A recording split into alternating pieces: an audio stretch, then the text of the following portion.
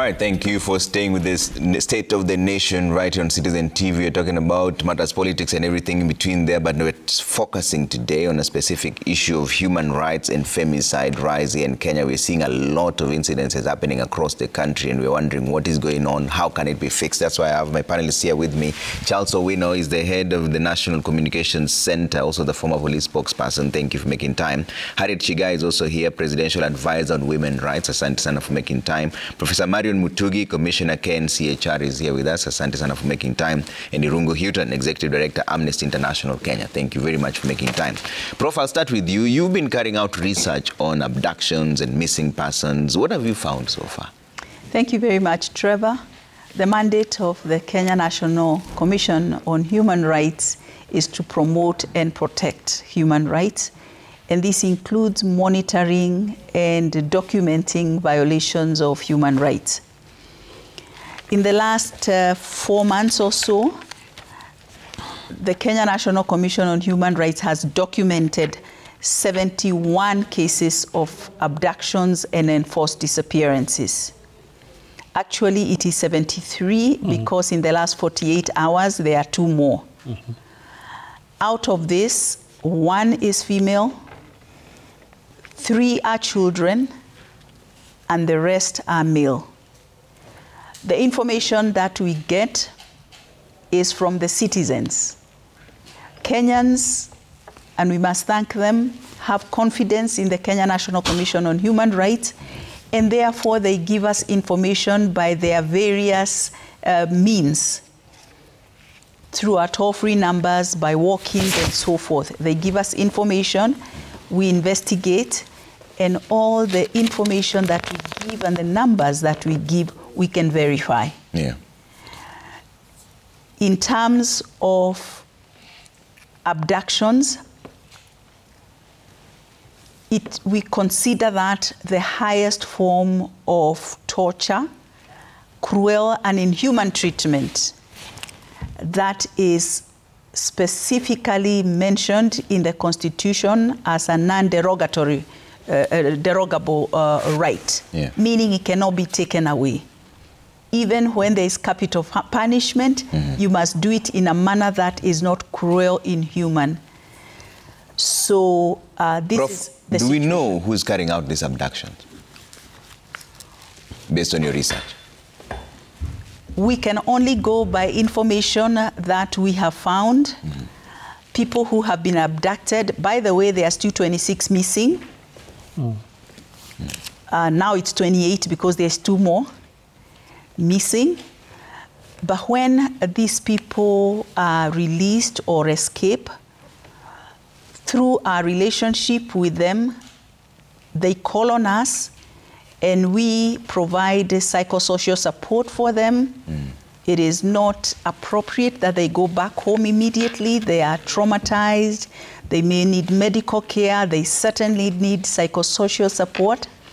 We take statements from them, which is part of our mandate. And going by information that we have from them, including also, and again, I must thank the public, information from the public, because many of these people are abducted in public, in matatus, in broad daylight.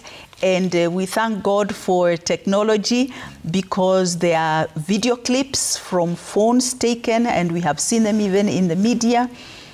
They are all leading to the fact that it is by the security forces. We do not know which particular security force, but we know that it is most probably the security forces. The way they operate, the gadgets they carry. Some of the persons who have been abducted and held were handcuffed. And although they were blindfolded, there are some who were able to read the serial numbers of the handcuffs, and those serial numbers suggest that it is police. However, even if it were not police, police still have the responsibility of telling us who these people are. Actually, it would even be worse because it would augur poorly for police in terms of the fact that I would be very uncomfortable to know that there is a marauding lot of people who are abducting others, and the police is not able to protect me from them. So either way, whether it is police or it is not police, of course there is opportunistic abductions. I would believe they must be there. When there's all these things happening, there may be people who take advantage of the situation.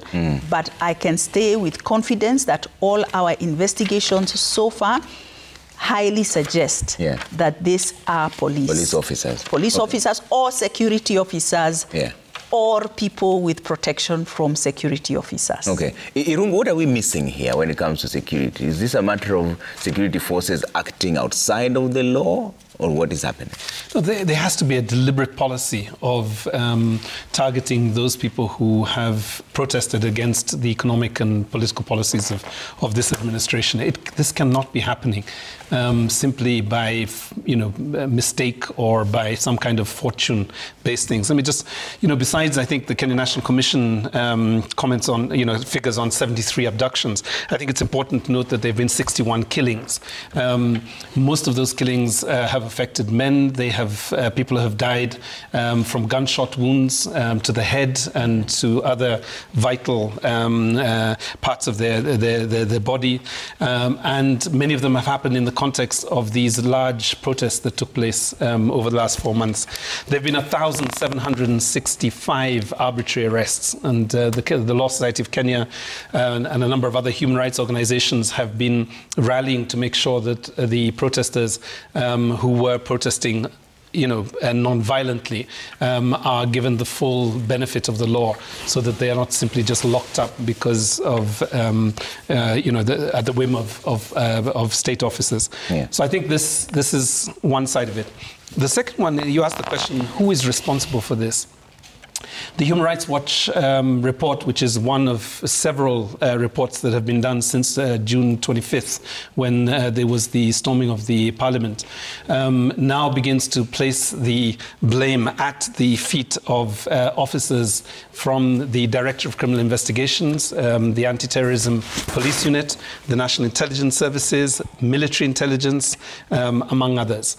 And I think the pattern of this has to be very worrying for a country that believes in the rule of law and democracy, because essentially hit squads kidnapping people off the streets of Nairobi and other parts of the country is not how we designed our law enforcement. And I know the former spokesperson is probably seeing things that even during his time as a police spokesperson were not there. I mean, I don't think we have seen this level of state violence since the 1980s. And that's the precedence, I think, of what we're starting to see. So I think we have to say that these multi-agency hit squads have to stop. The similar practice I think we saw in the case of the protesters, and let's just remind ourselves, many of these people are under the age of 25. We're essentially doing this to people who are barely adults. Many of them were armed with nothing less than a X account or a social media account, a smartphone. Some of them were shot holding the Kenyan flag, and in many cases peaceful.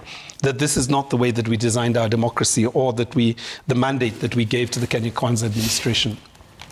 I think the other point that I think it's important to raise at this time is what can be done about this. I think the multi-agency team that has been set up, or you call them a hit squad, they have to be disbanded, they have to be investigated, and they have to be held accountable.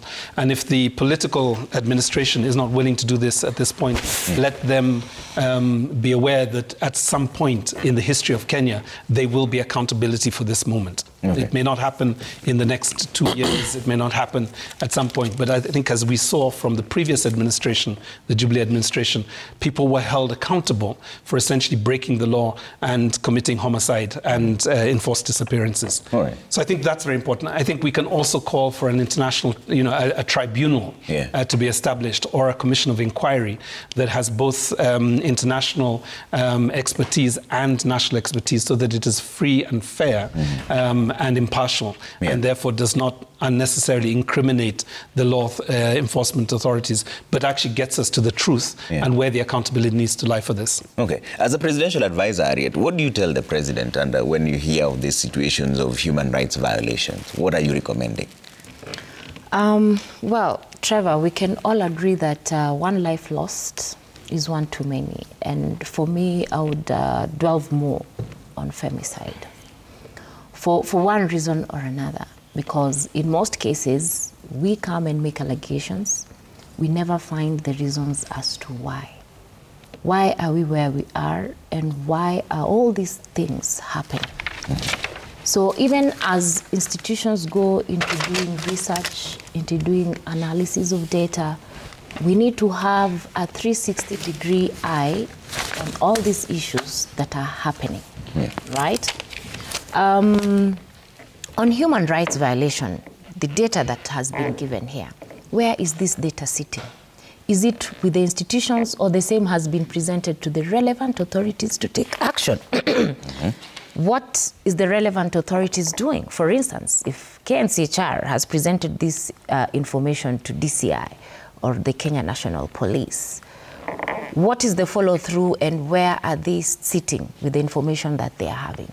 Who is having this information, right? So for me, I'm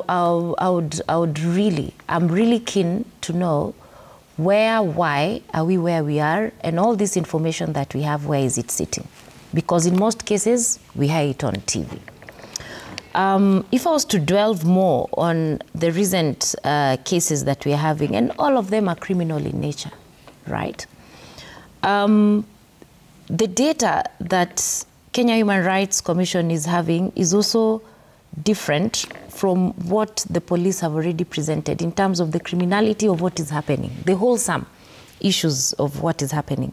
Currently, as we speak, in the year 2023 alone, the murders that we have sit to almost about the criminal elements within this subject of femicide, defilement, rape, sexual abuse, indecent act. It's 7,872, right? Now, when you break down that data, you'll realize that unnatural offenses alone is 46. You can also see institutions are biased in the analysis that they are doing.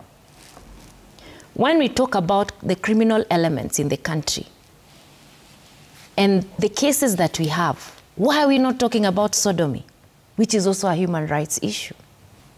Our boys are being sodomized. Nobody is talking about it. Indecent acts, we stand at 263. Sexual assault reported cases 101, and the police can confirm this. Rape cases reported stands as 927, year 2023.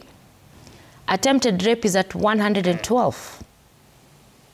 Gang rape is at 97, defilement is at 5,857.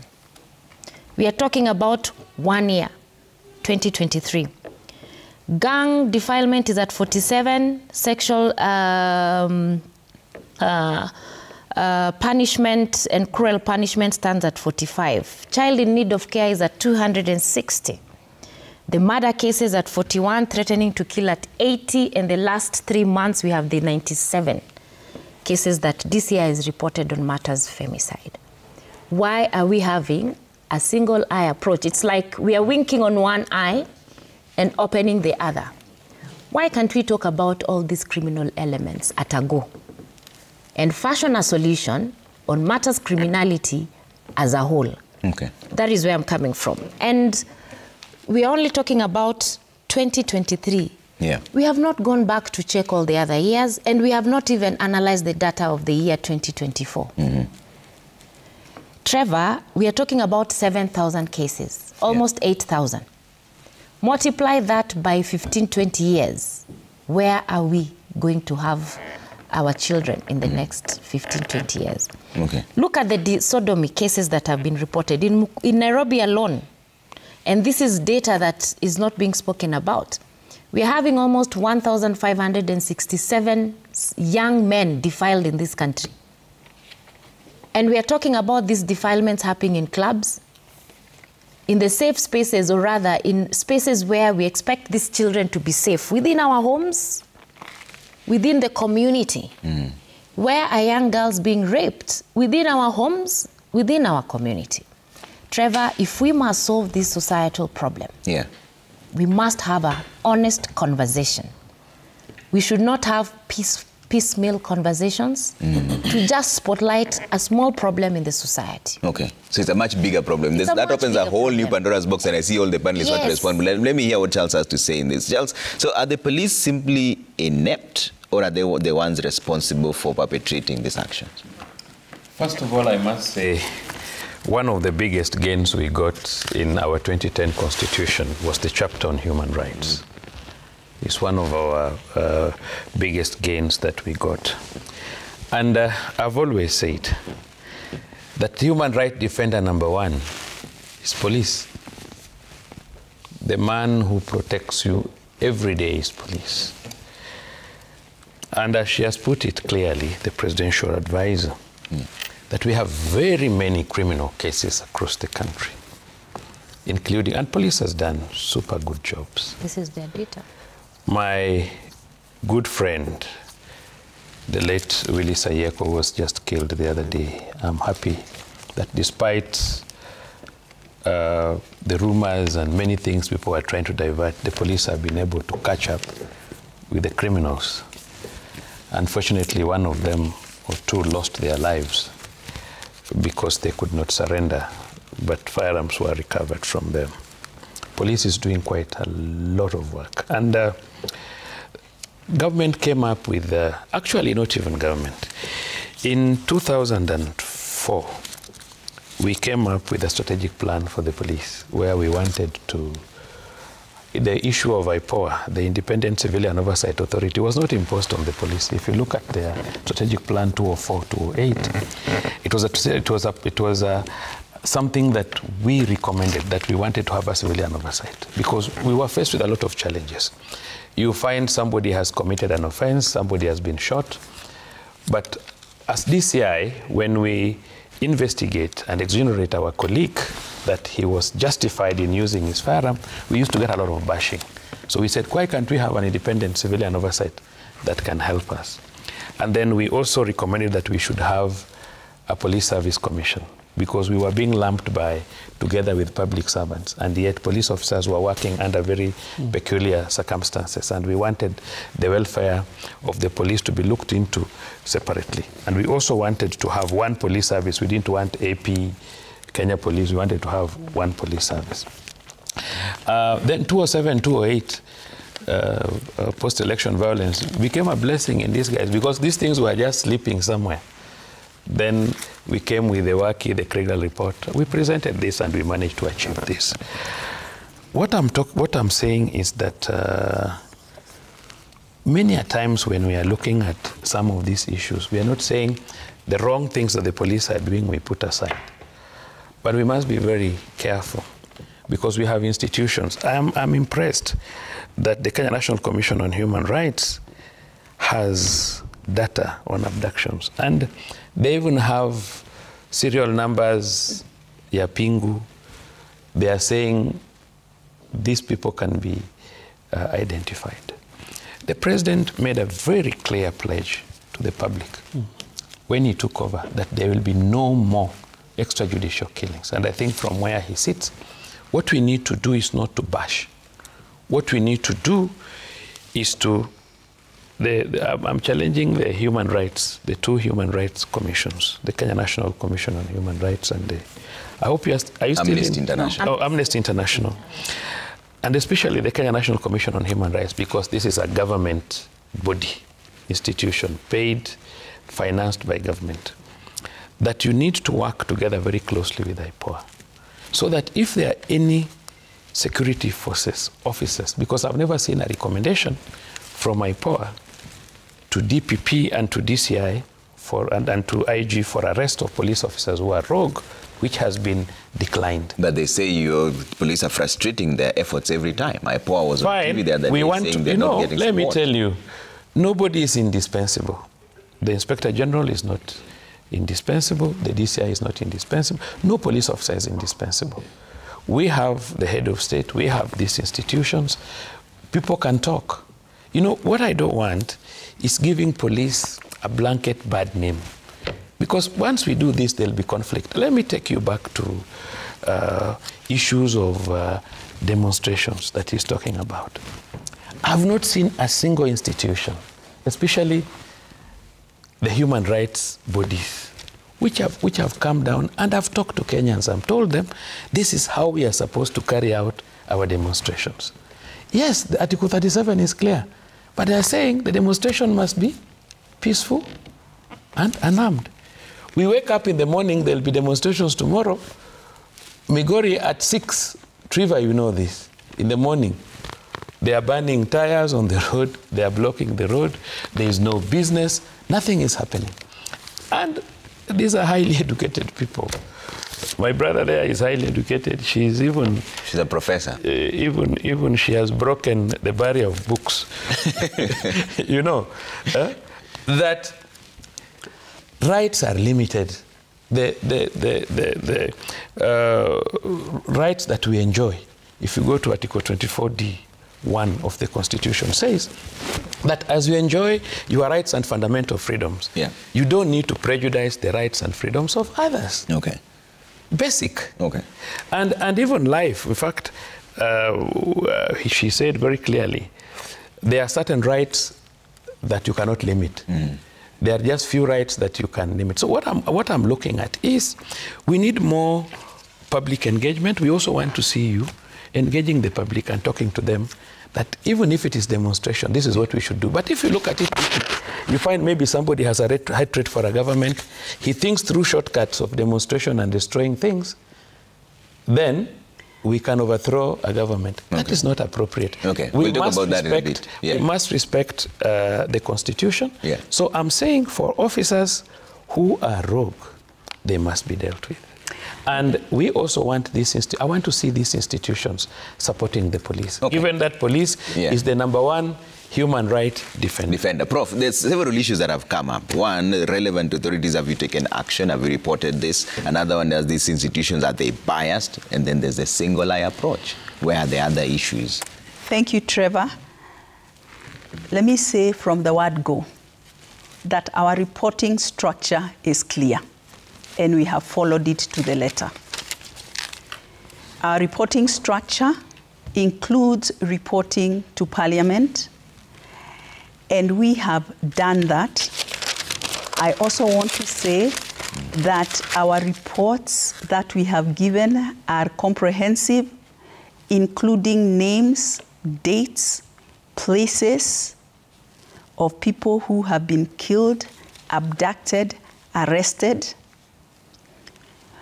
We cannot go into the public and state that Trevor Ombija ID number was arrested in Kilimani because we are violating your rights. So we have done what the law expects us to do. I choose to disagree with my sister here. We have done, and we have even gone beyond. I also want to state that we have engaged the public.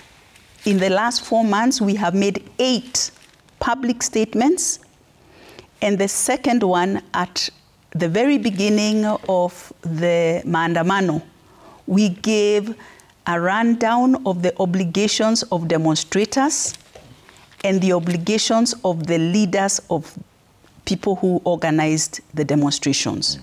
So we have done that. I'm not saying that there is no room for improvement, but we have done that. I also want to say that we have worked very, very closely with various institutions, including the police. By the way, we have a very good working relationship with the police. We have even trained the police on a human-based rights approach to security management, to the use of force, and we have seen improvement, and we have actually commended them. If you look at our report, State of Human Rights report of last year, we commended them. Actually, the last 2, because we have seen major improvements. We also sit in IPOA by law. Kenya National Commission on Human Rights sits in the IPOA board, so we work closely with them. What am I saying? There are so many things that are happening that are not right, including that this Shah Chief business is not working, including that the universities, the education sector is on its knees. That does not dilute the fact that we pick an issue and we are here to talk about abductions. And when you call us to talk about sodomy, we shall talk about sodomy. Yeah. When you call us to talk about other issues of health and whatever, we'll talk about it. So let us not lump things together to dilute the matter that is on the table. That the matter on the table, if I understood it correctly, was abductions. Yes. And that is what we have addressed ourselves to, and femicide. The role of government and why we elect them and why we give them our money is to give services to us. Mm-hmm. And one of the services they ought to give to us, actually they are obligated to give to us, is security and safety of the person. Okay. That they have not done. The fact that we watch TV and we see people being abducted in broad daylight, children observe their parents being abducted. We as a commission stated in one of our reports that we are living in a state of fear. And the country has anger. People are angry. Mm-hmm. And these are the manifestations of this anger that are coming up in various ways. But it is still the role of government to find out what is our problem. Mm-hmm. And deal with it. Okay. That is why we elected them. Trevor, September 22nd, 2022, I sat in a media house, not this one. That was the day that the cabinet secretaries were unveiled. And I remember clearly I said that this administration was chosen on the basis, was elected on the basis of human rights. They promised us various human rights that they were going to uphold. They promised us, among other things, there would be no abductions, which we were concerned about.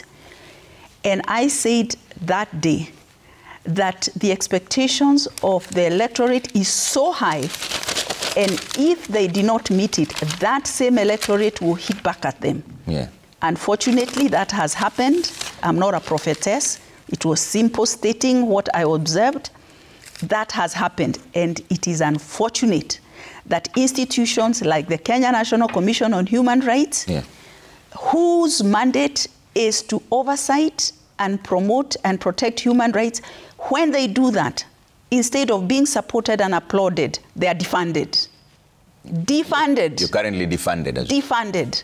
The budget that was given to us in the budget process has been cut by almost 100 million after this. Is it not austerity measures across board? Whether it is austerity measures across the board or under the board, all we are saying is that it is a fact that we are already grossly under-resourced, and yet 100 million is taken off our money. That is about 20% of what the budget was. I want to say that we work very closely with the police, and we even state 25 police officers have been hurt. 25 during this particular, so we work with them. Even killed. And so we state what we have in our records, and we have actually, because police officers are human, and we care for their human rights. Okay. But I choose to totally disagree that we have not stated and we have not reported to the right authorities. Our role is not to implement. We stated, actually just the day before yesterday, in Parliament, we said, this is what police, we expect them to do, this is what we've given them, this is what the Ministry of Interior, this is what IPOA, this is what the ODPP, we have given that data. Okay. Irungu, are human rights, I'll come to you, Chiga, in just a bit. Irungu, are human rights institutions biased? Yes, we believe in human rights, and we believe that governments have an obligation that they are elected to protect and promote that. That is our bias. In a moment where the state begins to betray that obligation to citizens, you can expect us to speak out. I often say that, you know, the fewer times that I have to come to studios, the fewer times I have to write statements, the fewer times that I have to go to mortuaries, to dump sites, to count body parts, the fewer times I have to do that, it makes me a happier person, makes me a person that is, you know, comfortable about where the country is. So that is the bias that we have. I think, you know, there's been an attempt to try and shift focus away from where the violence is actually taking place to the people that are trying to stop it. The problem is not collaboration between IPOA and human rights organizations. The problem is collaboration between the National Police Service and IPOA. And I think IPOA have made this very clear to the nation. Defunding a national human rights institution at a time when the human rights violations are peaking seems to me misplaced, even if there is a funding challenge. If a government that cares about its population would essentially make sure that the Kenyan National Commission on Human Rights is well funded, they have more than salaries and rent, they are able to do investigations, and that would help the presidency and the National Police Service. So I think this is, my initial points. There is also, I think, some confusion around how human rights organizations work. All the research that we do essentially is shared with government agencies that are responsible for protecting Kenyans' lives. So there is a right to reply. I know this because I have just received a letter yesterday from the Office of the Director of Public Prosecutions. I received a letter last week from the Independent Policing Oversight Authority. I've yet to receive a letter from the National Police Service. But we do not publish our data until, well, not until, because if we wait sometimes for responses, we may never publish the data. But I think we give at least a 2-week notice for institutions to do this. And that's why I'm a bit worried that somebody who's sitting in the communications center just seems to be so uninformed about the way that we work. With your predecessor, we sent, for example, a scorecard on the Jubilee administration, and we got back 15 pages of responses to an amnesty scorecard that we released just before the elections. But there is a lot of material out there. The president himself said that he would account for all the deaths and all the abductions. The Cabinet Secretary for Interior, before he became the Deputy President, went to Parliament and gave numbers of missing persons and abductions that were even, I think, double the numbers that human rights organizations had given. My question back to the government is, what actions have been taken on this information? Why is it the case that we do not have a single police officer or a commanding officer in a court of law essentially to respond to the allegations that there have been so many human rights abuses over this period? Not one police officer, not one. So we can wait for the accountability or the accounting to take place. But I think, as I've said earlier, there will come a time when all of this will come back. And I think it's important for individual police officers to be aware of that. There are 110,000 police officers. Many of them, I think, as I would agree, are good people. They are decent people. They came to the police service to protect Kenyans, and they do this on a daily basis. They patrol late at night. They go into communities that may be hostile, and they still have to essentially uphold their oath. But my question to the government is, at what point will we start to see some accountability? It is not the case that there is not information. Information is there. The Human Rights Watch report that I think has yet to see a government response came out 2 days ago. I'm hoping the Communication Center have read that report, because I think one of the things that I would be asking them is, at what point does the state kick in with the kind of delivery of the promise that they gave us during the elections in 2022? Yeah. And Harriet, where is the accountability? Because you yourself mentioned that there have been 7,872 incidences. At what point then does the government take accountability? Because the issue here is not so much that they have only been reporting on one line. You've mentioned that there are 7,800. So where's the accountability for all that? Trevor, you know, Houston and I, this is not the first time we've sat here. I have a sister who watches me on television regularly, and she will remind me that you allowed people to say Houston when my name is Houghton. Houghton. Oh. Let's just go with Irungu. So Irungu and I have been here. Yeah. This is not the first time. And we've discussed these issues before. And even in those discussions, we all agreed that there has to be action. We cannot always come here to make these statements. We cannot always hold press conferences. You know, we cannot always come and point fingers at the Kenya police and DCI, you know. The president over the weekend called upon all state agencies to do their job. Wasn't that so weighty for this country? Should we wait for the president again in the next 6 months to issue a similar statement? And the answer is no. Let all institutions do their job. So who's failing here? Exactly. That's the big question. Who is failing? We have the police, we have the judiciary. The wheels of justice is just not one institution. There are many institutions that must do their job for the Kenyan to get justice. And all those institutions, from the president's directive, must do their job. On the issue, my sister here has thrown in the issue of share and shift and budget allocations. Trevor, to be very honest, as learned as we all are, we need to be very careful when we exercise selective amnesia, when we are dealing with matters of national interests. National Budgets. interest. Not, I noticed you didn't say public interest. Or public interest. Okay. Budgets were cut 50% for every institution. There are institutions in government which even suffered 75% budget cuts. So it is not proper to actually come here and throw one lens in one entity.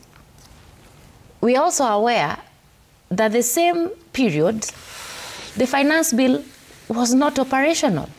There was a court order on finance bill. Why we would come here in public to mislead Kenyans and make such careless and reckless statements is quite wrong, and that we need to correct. On issue of share shift, yes, we have had problems. But let us also tell Kenyans that when this government came into power, the president went around this country and collected views from Kenyans on what is their expectation on matters health. That is the blueprint on the better plan. And that is what I ask all of us here. Have we read it? Because if we are resisting just for the sake of resisting, then we will always come here and make such comments. When there is change, including when electricity was invented, there was resistance. But today we cannot deal or do anything without electricity. It's the same space where we are in. Whenever there's any change, even institutions, even in this citizen company, if you implement a change shift, first reaction is repel. As human beings, we are not ready to accept change. Okay. But sometimes change is as good as a rest. Okay. Let us give time. Of course, share and shift has had its problems. But the lawyers here, have they read all the laws that are building this shift? There's a law in data. There's a law on inclusive. Every Kenyan must access medical care. Previously, NHIF was for government officials. And the selected few who could afford to put money into it. Let us not deny Kenyans a good shift on matters health. Of course, it's 2 years. We'll talk about SHA when the time comes. We're talking about femicide and abductions. No. Let me say, because she brought it up, and I'm here. So it will not be fair for me to leave without making those clarifications. Yesterday, there was someone in my office who called that the mother could not access health care in Homa Bay. We called the hospital and we called the ministry. And we realized the reason as to why that lady could not access medical care is the hospital itself had not signed up and moved into the new medical program. What did we do? We unlocked it while he was seated in my office.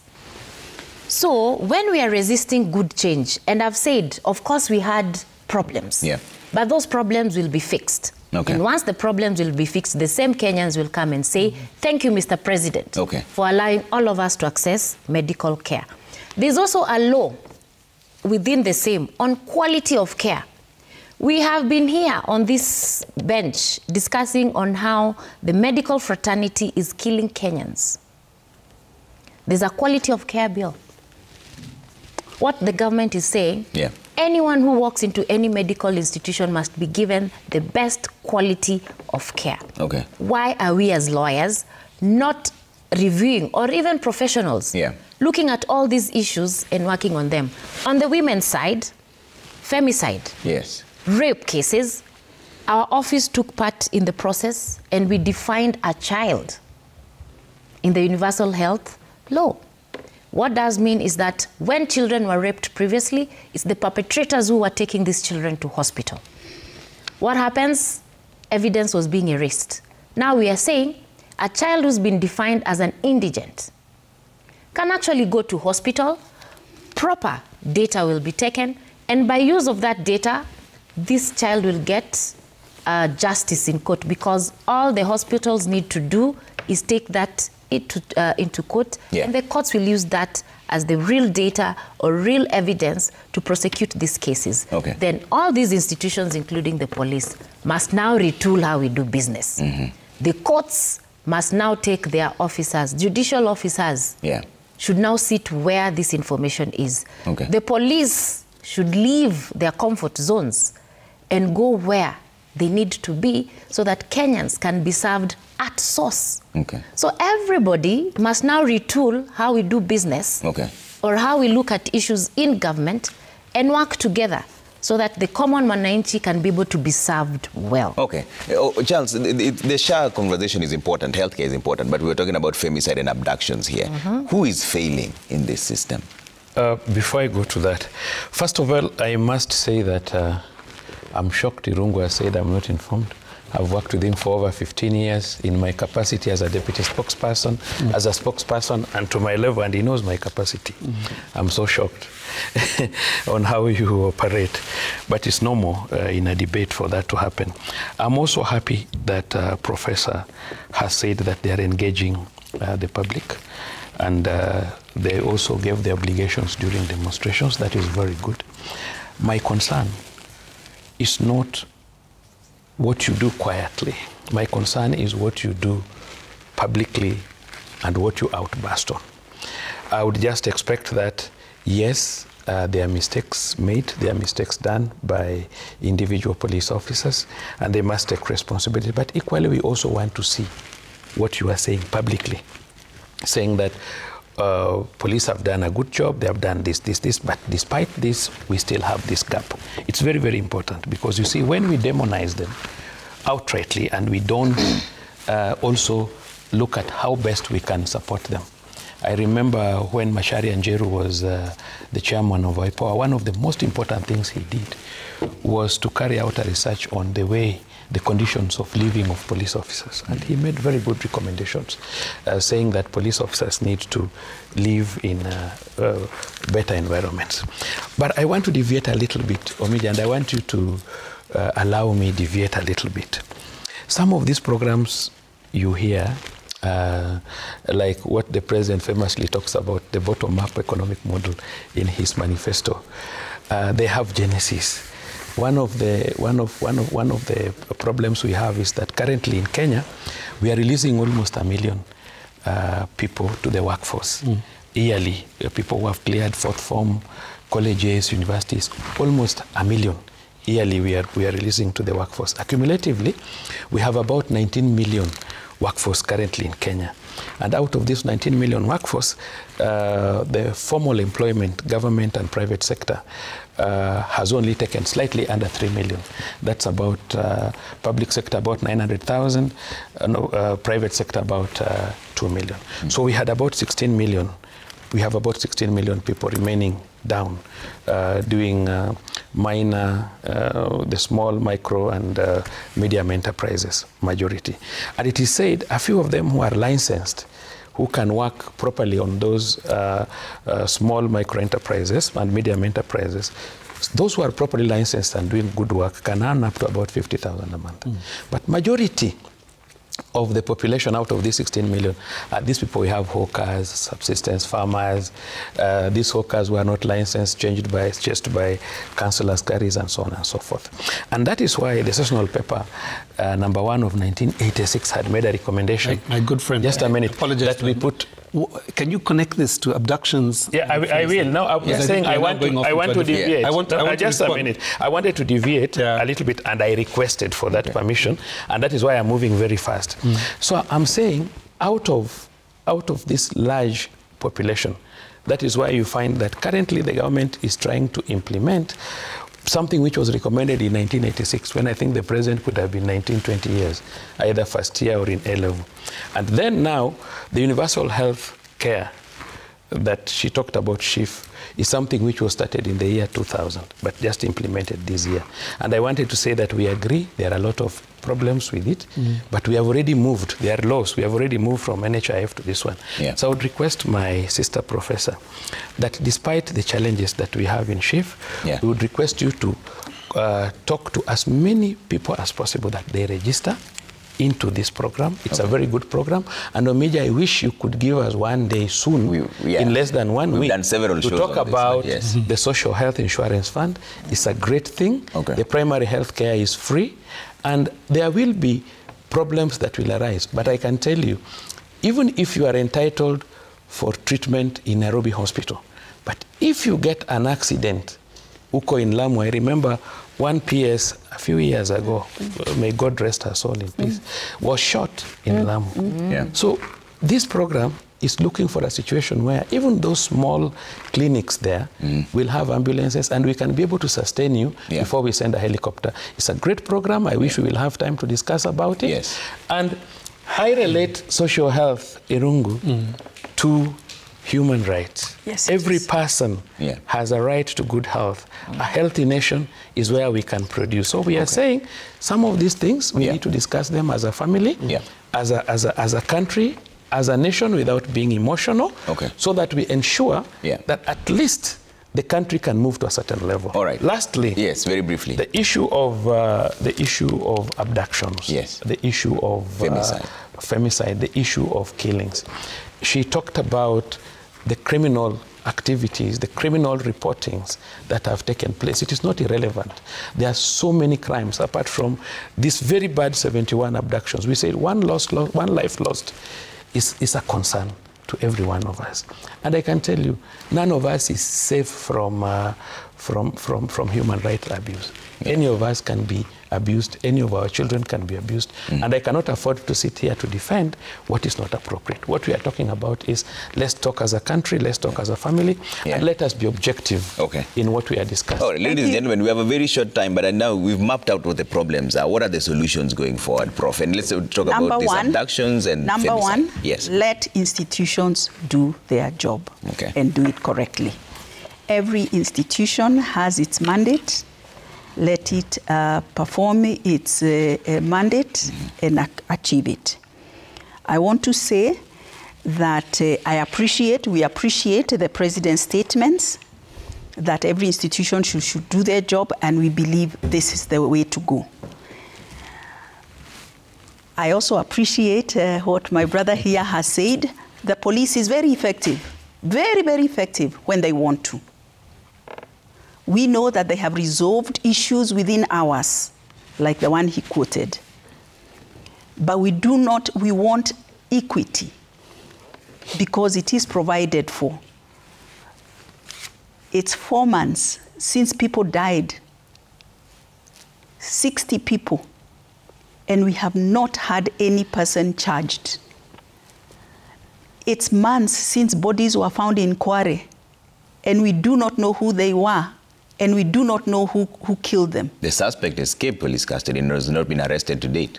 We know that there are people who have been abducted, including an elected leader, an MCA, and he's been missing for almost 2 months. Let institutions do their job. I also want to say The police, from my professional life as a geneticist, I have been involved in the forensic lab for years that the DCI put up. We have the state-of-the-art lab that will help resolve crime. Let them do their job. Let them do their job. Prof, that's a very strong statement. So we have a state-of-the-art lab that can bust and these criminal activities. So what is lacking then? That's what they need to tell us, and we can help them if it is a professional matter or whatever matter. I also want to put it this way. Yeah. It is not a question of the issue we are dealing with in terms of resolving these matters. It is not a question of saying, telling people do this or do this. It is a question of seeing action. Yeah. So it is good the president has said let institutions do their job. So let the institutions that are mandated to oversight to see that these institutions do their job be allowed to do their job. And that is what our institution is all about. Okay. We do not have the luxury of time. So the question that we are asking is when? We have a youth bulge. Irongo, you did mention that the people we are dealing with are 25 to 30. I want you to remember that the people we have a youth bulge, and these people we are dealing with who went to the streets, they don't want us to tell them they are children because they think we are being maternalistic or paternalistic. But these people, they are the people who came in and took the free primary education when the Kibaki administration came into place. They are the same people who then went on to available secondary education.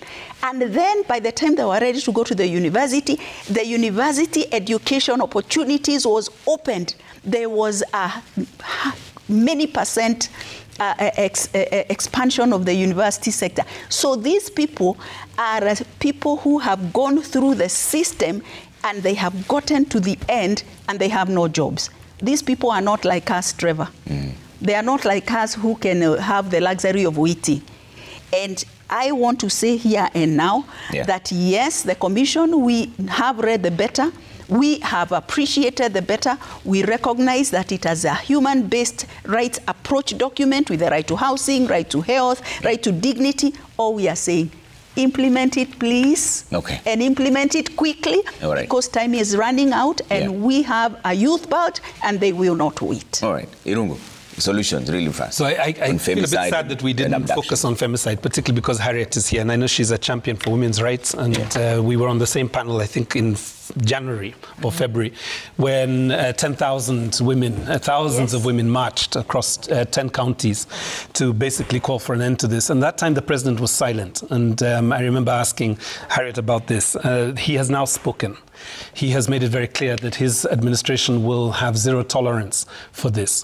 What I think we have to think about is how does this play out? What are the practical solutions to femicide? And femicide is a very specific crime. It is not like homicide, and I think there's a bit of confusion about this. It is the killing of women by men because they are women. Right? 4 out of 5 of the people who are killed, or the women who are killed by people that they know, intimate spouses, relatives. 3 out of 4 of this, 3 out of 4 of the incidents happen in homes. Right? It's not in the streets, it's in homes. So the question we have to ask ourselves as a nation is, why is it that hatred is at its peak in our homes? Why is homes the basis for the hatred that we see in the communities that are going through this? 97 cases in the last 3 months, according to the National Police Service. It is an epidemic. We have to argue that there is a national crisis with regards to keeping women, particularly young women, again, Gen Z women, particularly young women, safe. And I think there are 3 things practically I think that we can do. One is that I want to acknowledge the National Gender and Equality Commission, because they've started to talk about technology assisted violence. This is the kind of disinformation, the misogynistic, sexist culture that we're seeing on the social media platforms that tip into physical lives. That the next Kenya Demographic and Health Survey will contain statistics on this. I think that's very important. And my friend from the Communication Center, I acknowledge you in terms of helping that process to get to the public. The third thing, I think, is really that we have to see more investment in polycare. It is part of the commitment that we made under the application for Kenya to be part of the Human Rights Council. It is a great program that has been underfunded for about 3 to 4 years, and we have seen no progress on this. So budgetary commitments, I think, have to follow the President's commitment to deal with the issues of femicide. And I think then, you know, if I can respond to the Deputy Inspector General's call to the nation to work together on this issue, I think for those of us in the human rights world, what we need to do is to accelerate the gender awareness work that we are doing in communities, in our schools, in our universities, and in other spaces, to make sure that there is a capacity to de-escalate violence, to de-escalate conflict on the basis of this. Many of the young women that are being attacked on the basis of their independence. It's either their sexual independence or their economic independence or their social independence. And I think we have to say as a country, this is unacceptable, and that we as a country are going to put an end to this. Otherwise, I think the violence will continue in the kind of ways that it has. It means, you know, 97 women in 90 days is 1 woman every day and more. Right? If there is not a national epidemic, and Harriet, I think it was good that you brought these other statistics, but I'm particularly worried about femicide at this point. Yeah. And Harriet, is the government failing its own people when a suspected serial killer, Collins Jumaisi, simply walks out of a police station and has not been found to date? You know, Trevor, when we started, or when I introduced the question on femicide, I asked why. Why are we where we are, you know? Yeah. The last time when we were here with Irungo, the one thing that played out prominently, and the one thing that we left saying, is the hate that we are selling in this country. At the time, and I remember putting it very clearly, there was a hashtag Fear Women. And everybody thought it was such a sassy hashtag. And we kept selling it, even to our young people. And you could see it everywhere, and it had really picked up. And that is why I'm saying, even we as professionals and people who are charged with the responsibilities that we have been given, either in our homes or outside, we need to be very clear and keen and very careful with what we say, where we say it, and how we do it. We need to stop selling hate in this country. We need to move from being a responsive society to one that is very preventive. You'll agree with me that in as much as we are told security begins with ourselves, even within our own homes, we as parents, what are we showing our children? A man who hits the wife, the son will hit the daughter, or the son will hit the wife when he's married, because we are bringing children in such hateful environments. There was a video that was going out the other day of a young boy whose father was really kicking him with blows and kicks. And when you listen to the conversation, the boy just didn't go to church. Really? The kid was bleeding. The father was stepping on his neck and kicking him on his stomach. The child is bleeding. This is a young boy. Yeah. What are we doing? We are bringing up broken men in this society who have to deal with serious issues. And when we fail, and these young men are meeting women Professor here has brought up. You've heard how Professor talks tough. I can assure you the daughter is tougher. And the son also. Yes. So can you imagine, we are raising broken men to live with highly empowered women. Problem number one. Everybody right now, whenever we talk about women and children, I've stopped talking about girls so that we put the children together. Whenever we talk about women and girls, everybody asks, where is the boy child? The question I'm also asking, where are the men to make the young man a man? You've seen the demographics and the statistics showing we have so many single mothers. And allow me to bring the courts to this. The kind of judgments that are coming out of courts, the courts are not helping families. The courts are actually helping families degenerate even more. Children cases are staying in court for more than 10 years, yet we have laws. Courts have become, especially the children's court, and I will say this with a lot of conviction, is a big mess. Why would people be in court? Parents, when you got yourselves into an independent relationship that brought out a child, the responsibility is to take care of that child and take care of that child well. Why are we arguing about who's going to pay school fees? Who's going to feed the child? Who's going to dress this child? Are we losing foresight on matters parenting? Parenting then becomes very important here. Parents have also given or handed over their parental responsibilities to third parties. That is why it's easier for a parent to say, let my kids go to boarding. Why? Let your child come home every day for you to see how he left, how he came back in the evening, and you deal with the issues of this child. Okay. So let us stop outsourcing parenting. We also need to revamp community policing. Yeah. Because when all these problems are happening, there's a community. We've become so cruel within our own setups, even social setups, and the community frock is completely broken. It's completely torn. We don't have the societal frock that used to be there. Yeah. Robust public safety campaigns. Our office, we are saying, this is now an entry point where we need everybody. Everybody, including the media. Okay. I can assure you, even the church has a role to play. Every Sunday, Kenyans are in their churches, whether it's the Muslims, they're in their social, community, spiritual realm, which we call the church. Okay. The church now needs to play its role away from being what we've currently seen. Churches have become so political, they've forgotten what they're supposed to be doing. Okay. Now, we need to have stiff penalties. Allow me to finish because this was my space. I am pressed for time. That's the reason why we parents really also need to, you know, my grandmother used to tell us that parents detect fake friends. So parents welcome your children's friends to your homes so that you can see who they are hanging out with. Your children detect fake relatives, right? And your friends detect fake friends. It's a whole society. So for us to deal with these issues, we have to bring the whole society together, all the institutions that have a role to play, and we must do our job and do it right. Okay, Charles, very briefly, and I know Prof has something to say, but we've really run out of time here. Just solutions what I really would quick. say about that femicide is a time bomb that needs to be carefully looked into. It should be a big case study for us. Irungu has just told you that much of it is violence against women by men, mostly, though sometimes also by women.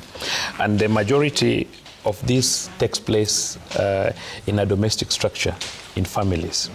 Now, we are facing situations where we have very high cases of unemployment. We find young men and women are not employed.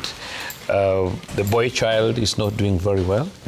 The girl child, most of them are independent, and they have done so well, and they are working so hard. So with that independence, we are projecting that we are going to have more challenges in families. With that independence, that exposure that the girls have, we expect a lot of realignments, and therefore it calls for serious social, cultural education on what she's talking about the church, what she's talking about the society.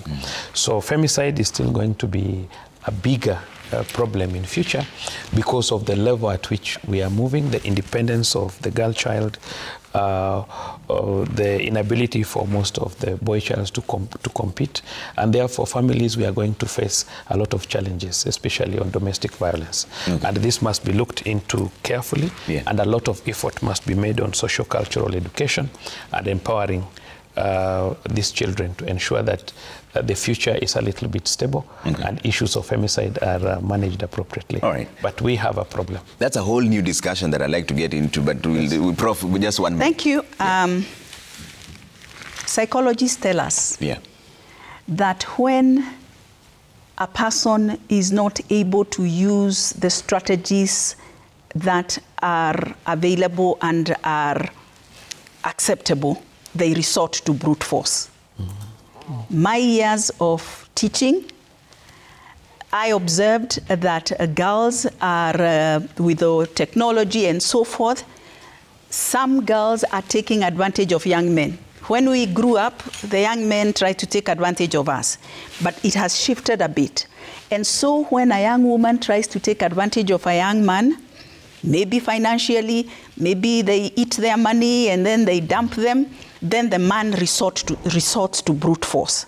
Psychologists also tell us that when a person faces, for example, violence, a child faces violence, they do not necessarily go on to become a perpetrator themselves. There are those who look at it and decide that it will not have happened. And I'm happy my sister has brought a story. I have my own, where a man used to batter his wife, beat his wife, and one day they got into the car and they went to the village, and the son got out of his car and went straight for his grandmother and started battering her. And the man said, the father said, why, this boy has gone crazy. He says, no, I want you to feel how I feel when you hit my mother. So there is all this, and I'm totally agreed with the Bwana Wino here, that, and with my sister here, that we have an issue in families, and with Irongo, that these things is happening in families, intimate partner violence, and so forth. Yeah. And we have an issue in families. If we have families that are disintegrated, we will have communities that have failed. We have a society that has failed. Our nation will fail. All right. It is much bigger than we see it. There is national fear. Yeah. There is national anger. There is national frustration.